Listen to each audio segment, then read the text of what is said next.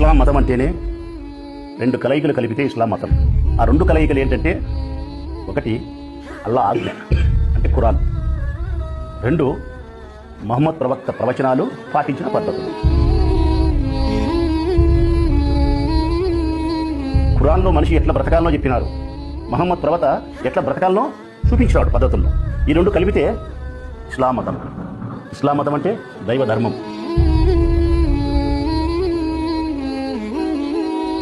ఈ విశ్వాన్నంతా సృష్టించిన సృష్టికర్త అల్లా అయినప్పుడు ఆ అల్లాను మాత్రమే ఆరాధించాలా, భక్తి శ్రద్ధలతో పూజించాలని చెప్పి అల్లా ఆజ్ఞ చేసిన తర్వాత నువ్వు దర్గాలోకి పోయి సమాధిలో ఉండే ఒక మహనీయుని ఇతడు దేవుడు అని చెప్పి నువ్వు పూజిస్తే అప్పుడు నిజమైన దేవుని యొక్క హక్కులను ఇతరులకు ఇచ్చినట్టు.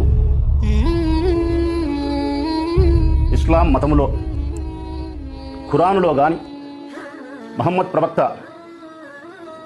చెప్పిన ప్రవచనాలలో కానీ ఆచరించిన జీవన మార్గంలో కానీ ఎక్కడైనా ఒక్క చోట జెండా చెట్టు ప్రస్తావన నువ్వు చూపించగలుగుతావా? ఒక అక్షరం చూపించగలుగుతావా జెండా చెట్టును? ఇస్లాం మతంలో జెండా ప్రస్తావనే లేదు, జెండా చెట్టు ప్రస్తావనే లేదు.